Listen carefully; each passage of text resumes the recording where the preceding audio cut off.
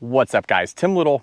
Welcome back to Tactical Bassin. Today's video, have an on the water electronics video for you. We've been getting a lot of questions lately about our Mega Live 2 and how I get it so clean. Today I'm showing you all my tips, tricks, and settings to help you guys see more fish.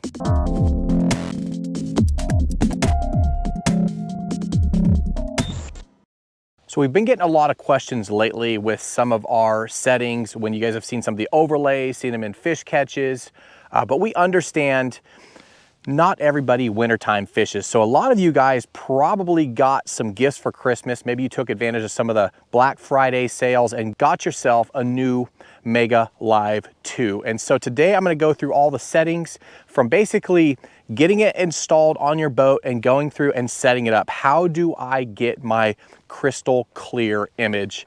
And it took a little bit of trial and error, a lot of time on the water. And hopefully today, after today's video, you will understand the right settings to use and get you pointed in the right direction. But understand this, you know, forward facing, the technology can be used for so much more than just picking out a fish and spotlighting it, right? We hear people say, and catching that fish. One, it's a lot harder than that. It's a lot harder to do than it seems. And two, this is an amazing tool for using with your side imaging, using it with your Lake Master chip, finding those key spots on a spot, whether it's a little rock or a little brush pile off of that key ledge or key break, but being able to dial in where that key piece of cover is and then make an exact cast to it and see your bait go down to it, it makes you more accurate. It makes your casts more effective so you can properly fish that cover. With that said, on this Skeeter, I have top of the line electronics, an Apex 16. The main reason I went with that one on this boat is because it has HDMI out, so I can overlay this stuff. When Matt and I are talking about it, we can overlay what we're actually talking about and show you. Now, a lot of you guys will be happy, excited that my Champ is almost done. I just got it back from fiberglass work. It was there for several weeks, but this restoration process has been a long time coming, but that Champ is about ready to hit the water again. I know a lot of you guys like those Champs. I love them. Matt and I both have one, a 210 Elite, and on that boat, I went with the basic electronics. I went with the smallest, not the smallest, 12-inch Xplores on that unit, on that boat, and just simplified it a little bit. So tips before we actually get diving down into this unit and changing settings and sensitivity and contrast and all that stuff, let's talk about the boring stuff first.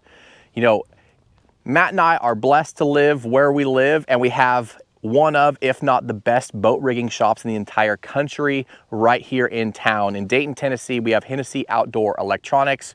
Brig and those guys over there are so good at rigging these new bass boats, at rigging bass boats in general.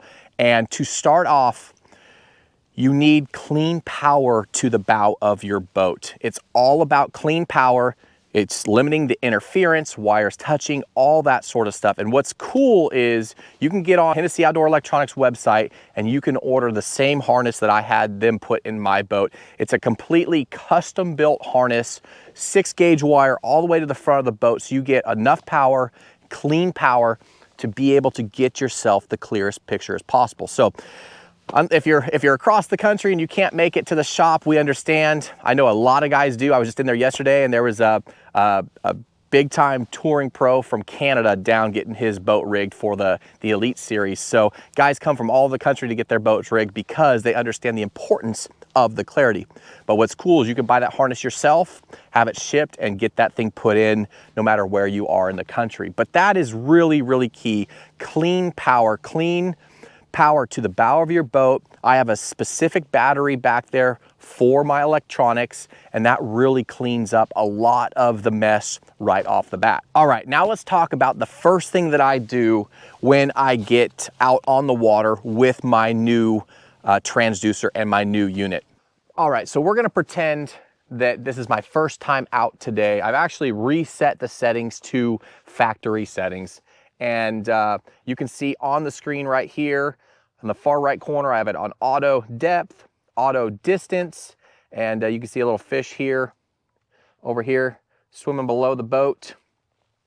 One out there at 20 feet. But what we're gonna do, the first thing that I tell people to do is calibrate your Mega Live transducer. And it's really, really easy. The hardest part about calibrating your transducer is you have to, look at all these fish down here on bottom. We got one right here, going right there, right there. Got something out here at 50 foot. The hardest part about calibrating your transducer, you have to be between 15 foot and 25 foot for your depth, and you can't have any fish or anything on your graph. So look at that big boy out there. But you can see right out of the box, this is factory settings. You can see it is fairly clear. And that's why, you know, people ask all the time, you know, why did you stick around with Mega Live 1? And I was really lucky with my Mega Live 1 transducer. It was really good. I could see out to 120, 140 feet in Highland clear water, you know, Highland Reservoir's clear water. But I like the one boat network. Being able to sit at my console with my side imaging and find a grass line and waypoint it, drop my trolling motor, and then now all of a sudden I have that waypoint right there. I can use the Mega Live 2 and find that grass line, and now I can throw my jerkbait or topwater right along it. So the way everything talks and communicates with my waypoints is key to me. And when you start adding other brands into the mix, it can kind of cause problems. So I like to have everything on the one boat network. All my waypoints are saved on my phone. I can sit in the hotel room, make waypoints, automatically upload them to my graph when I'm out fishing the next day. Matt and I, we fish a lot of different bodies of water. So it's important to be able to work through that process really, really easily. And so having that one boat network has been great. Having the LakeMaster chip has been crucial in fishing these new bodies of water with the different color palettes you can use, the different depth highlight, changing a certain color that you want for a certain depth is key. But again, breaking down these big fisheries is it's kind of what we do. So having that LakeMaster chip has been key. But back to the Mega Live. So let's go back to Mega Live 2. You can see we got auto over here. We got a school of whites or yellow bass right here at 50 foot. So let me try and find somewhere where we don't have anything on the graph so we can calibrate this.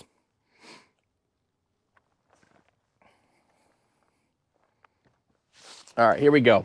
So what you do, basically hit menu,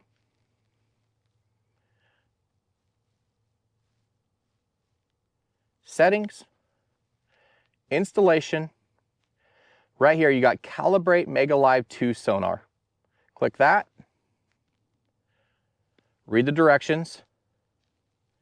Depth between 15 and 25 feet. Hit continue. Oh, we got something on the screen, so I'll get that thing off there. Again, on Chickamauga, there's so many different species. It's so hard to find an area where you don't have something on the unit. So right now it's going through the calibration process. You can see all the pinging got disabled. It's basically going to clean up your picture right out of the box. So this takes about 30 to 45 seconds.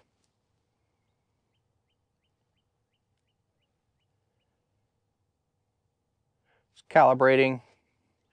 But what this is going to do is kind of reset everything.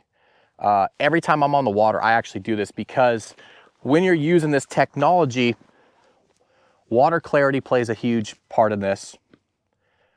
There we go, Mega Live calibration successful. So now you can see I'm auto and auto. I'm gonna actually take this off auto. I like to run everything in manual. I just have, I don't want my distance to change. I run mine at 120 feet. Change my depth to whatever depth I'm in, but I want to train my eye to see things at the same perspective. If I'm looking at a brush pile at 120 feet, and then all of a sudden my screen comes into 60 feet, it's just gonna throw off my eye. So I like to do everything manual.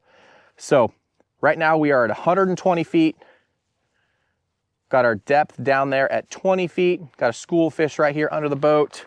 One fish out there. Fish out there at 40. Right there, 55.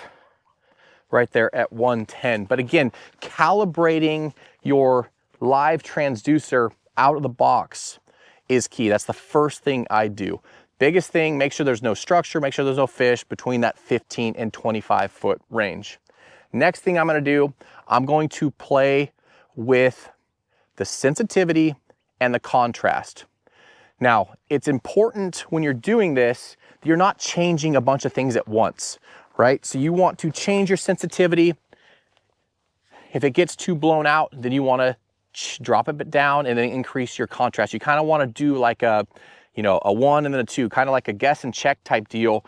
That way you can really dial in your unit. But as you can see, just with doing that, it looks really, really good. You know, I have this on a target lock, so I can pan with my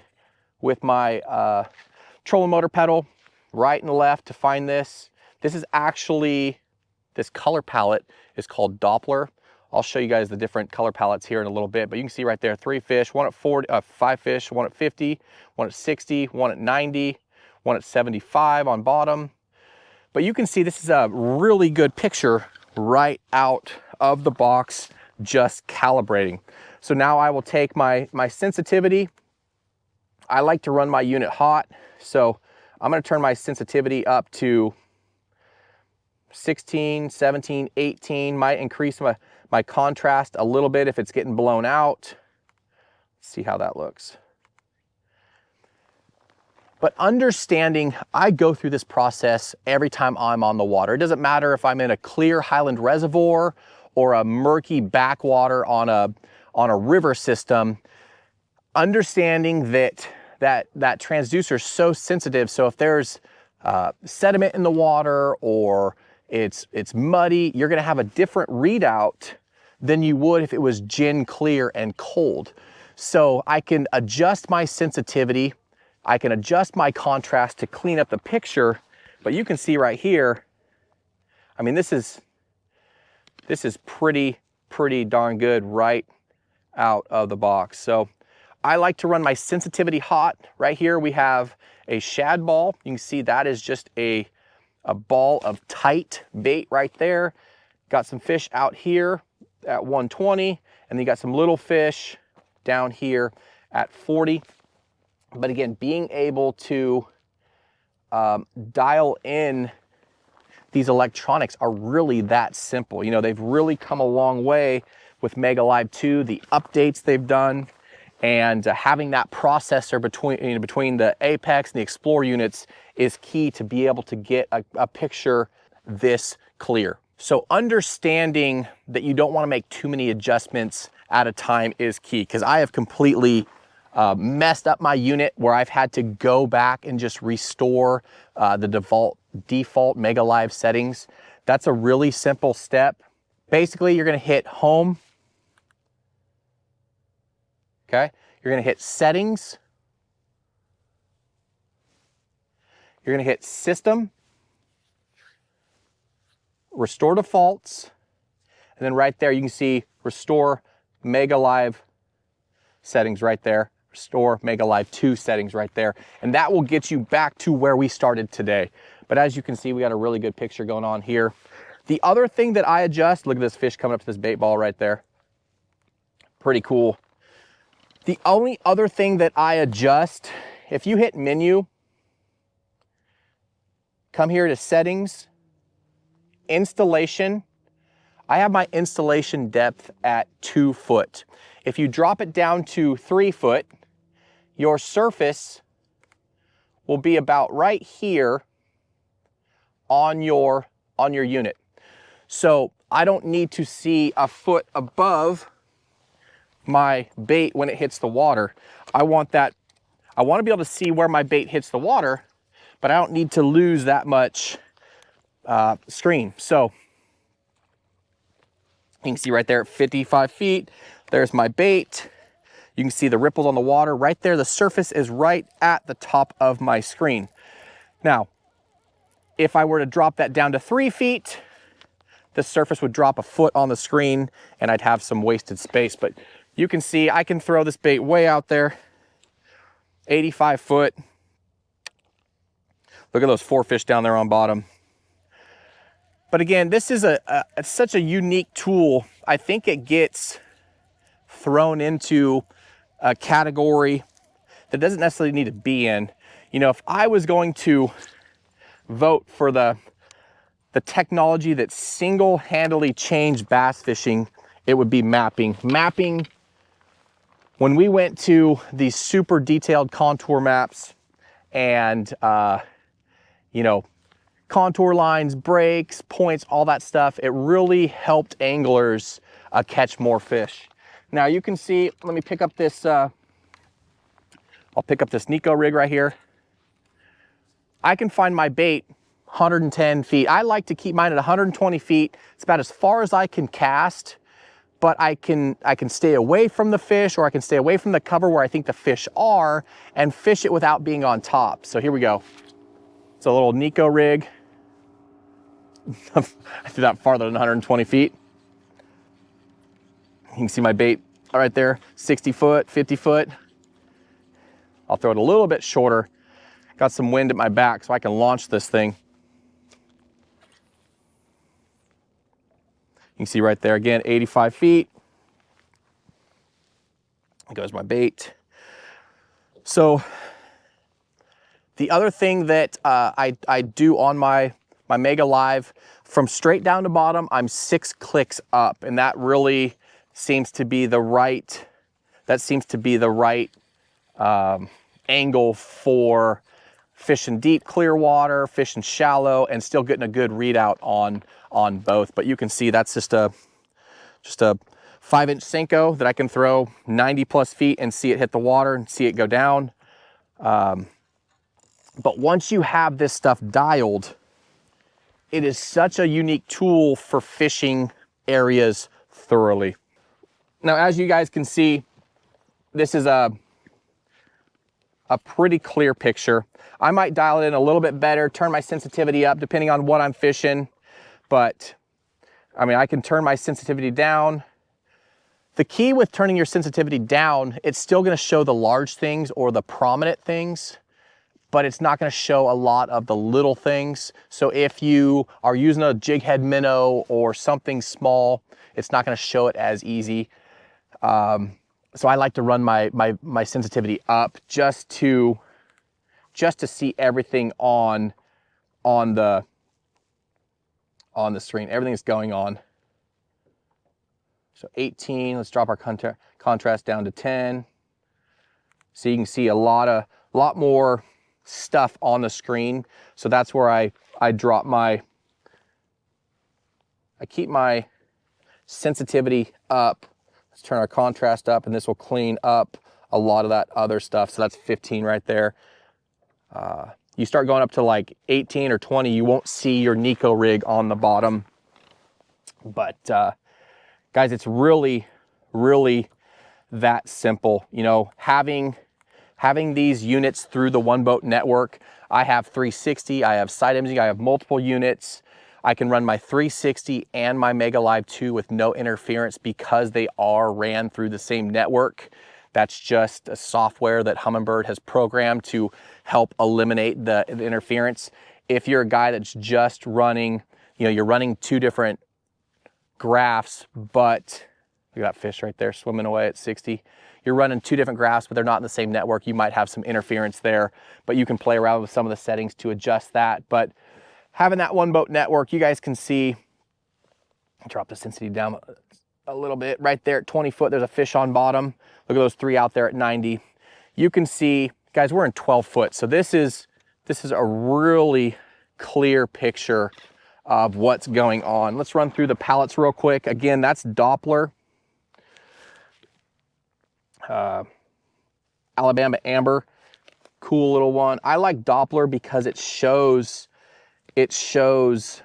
that red in the middle. It really helps my eye pick up key pieces of cover, trees, rocks, that sort of stuff, fish. You can see here, there's fish 60, 65, 70, 80, but they don't pop as well as they do like that. Alabama amber, man, there's a bunch of fish right here. I wish I was fishing, but as far as finding cover, fishing docks properly, this is a huge tool, and it's been a lot of fun to learn. And Mega Live 2, I've had guys get on my boat that use other products and they're like, holy cow, this thing is so clear. What did you do? It's literally that simple, guys. Get on the water, calibrate your transducer, play around with your settings, figure out what range your eye likes, whether it's 90 feet or 100 feet or 110 feet, and then stick with that. I stay away from the autos, like I said. It just kind of, I like to manually adjust everything. There's 3 tanks right there. Those are 3 big, big bass. But guys, hopefully this video helped you guys. Hopefully it gave you the confidence to install your newly purchased or acquired unit. You know, like I said with this video, why now?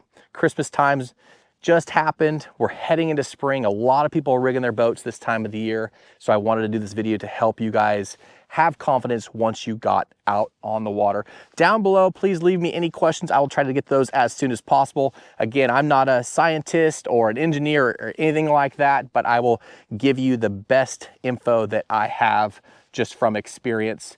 But guys, hopefully this gives you the confidence to get out on the water, play around with your settings, and again, play around with it. Every day is different. Every time I'm on the water, it's different, whether it's the water clarity or you know, water temp or what's in the water. I'm always adjusting this depending on the different fishery I'm on. And then if you do mess it up, just restore those settings and you can start back from scratch. And I just walked you through that entire process. So have fun out on the water, get that rigging done, get a good harness, good clean power, run those settings, and you guys will have a crystal clear image. Like I said, comments down below in the comment section. I'll try to get those as soon as possible. If you have any questions, I'll try to get those as soon as possible.